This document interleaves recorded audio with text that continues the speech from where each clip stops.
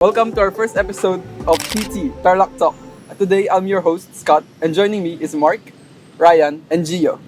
Have you ever wondered what it's like to visit a place that combines history, culture, and natural beauty all in one province? A province often overlooked yet full of surprises. Welcome to Tarlac, a place full of hidden gems. Many people pass through Tarlac on the way to Baguio, Pangasinan, not knowing the hidden beauty it holds. Tarlac offers more than just a place to pass by, but a place worth stopping for, and a place exploring its unique history, culture, and scenic places. As a Tarlaceños, we take pride in sharing more about in our province and what makes it a remarkable place in the Philippines. In today's topic, we'll be talking about the history, culture, and tourist attraction here in Tarlac. First, the history of Tarlac. Tarlac was originally part of Pampanga and Pangasinan before becoming an independent province in 1874. Did you know that before Tarlac became an independent province, it is part of Pangasinan and Pampanga before it became an independent province? So, Tarlac dati, di pa, province. Oo, Part pa siya na, part pa siya ng Pampanga at Pangasinan. Kasi mostly, di ba yung mga sa Kamiling, Kapas, mga Kapampangan, tsaka Ilocano. Kaya yun yung naging cultural heritage ng Tarlac sa Pangasinan tsaka Pampanga. Kaya pala, maraming Kapampangan tsaka Ilocano dito sa Tarlac. Like, halo-halo talaga. Diverse yung culture natin. Kaya tinatawag melting pot. Oo. Dahil madaming culture. Melting pot.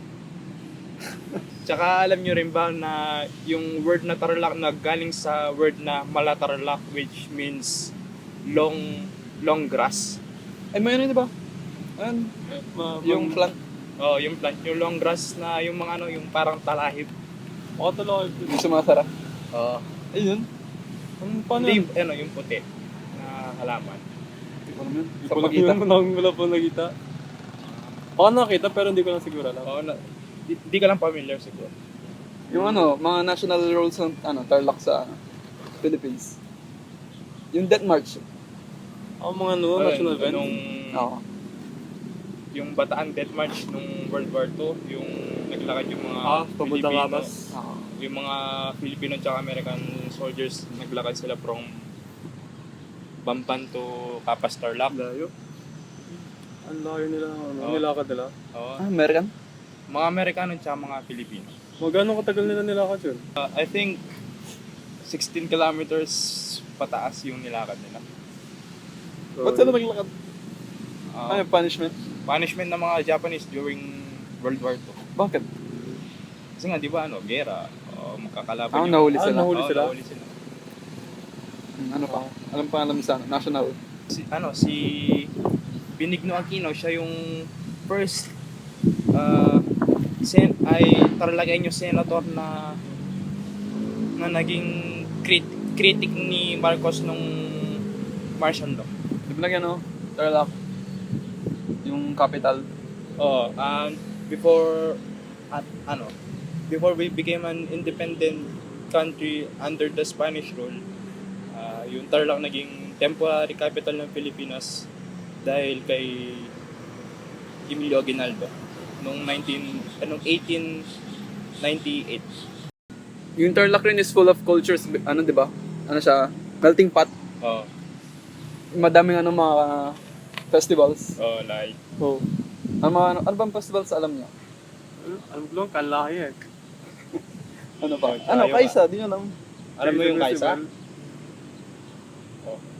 Meron rin, Malatarlac. Tsaka yung Kaisa yung, ano ba yun, yung in-honor siya, Saint Sebastian?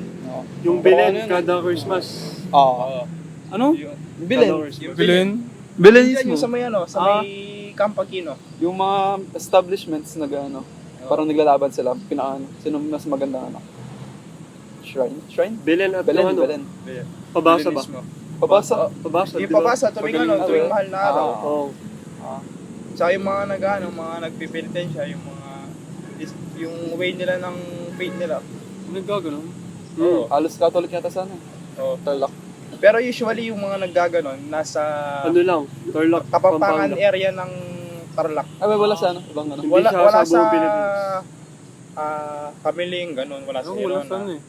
Paniki, wala din. Kapampangan lang. Wala Mga sa ano, Paniki. usually Kapampangan area ng Tarlac lang. Oo, Mga kaya nagagawa. sabi nung ano, kaklase natin sila Carl. Sabi na, nagaya nga sila eh. Sabi na, sama punta daw ako doon. Magpinitin siya daw. Hirap nun. Di ba yung Kanlay Festival, inaano yun, tuwing Yun yung ano, Kay Mayor yun, January. may concert, ganun. Hindi, yung kay ano yun, yung Kanlay, kay Governor Yap yun eh. Di ba kanila yung may ano? Concert. Music rin. Oh, music.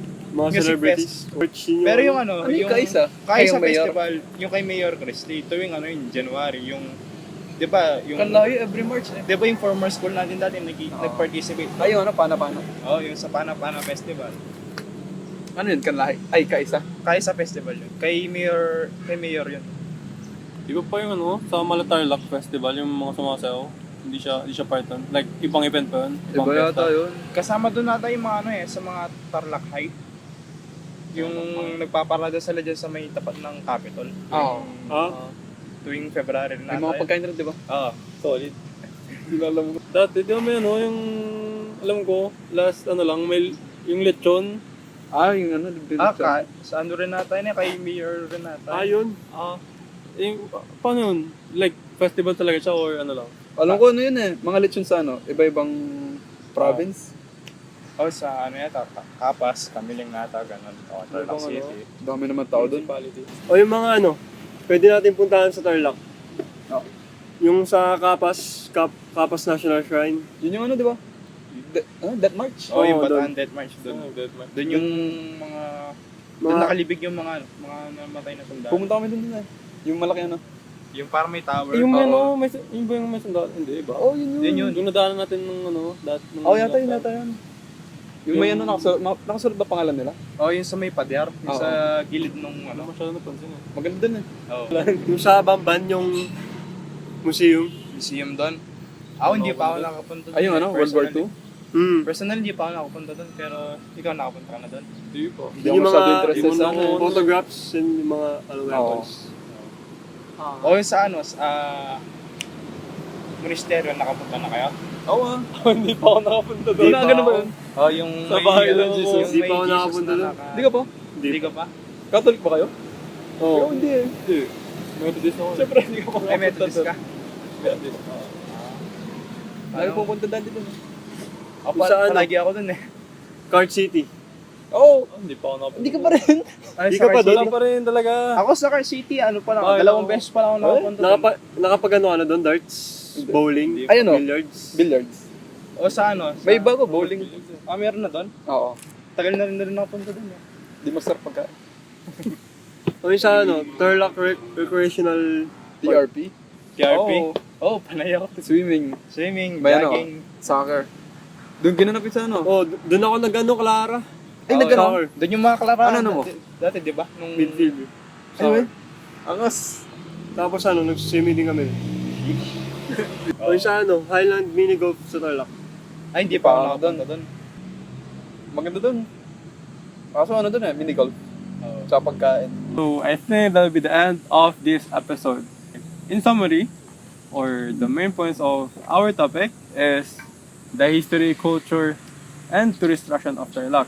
The history like the national events, like the Dead March in Bamban. The culture, the diverse culture. The Tarlac is the melting pot of Central Luzon because it is diverse and have many cultures. So, if you're still in doubt, thinking that Tarlac is just another place to pass by, you might want to stop and take a look. Tarlac invites you to come and experience its vibrant spirit for yourself. Discover its rich history, diverse culture, and exciting attractions. So, doon na tayo tatapos sa episode. Tapos na. Tara na. Tapos na. Bye-bye!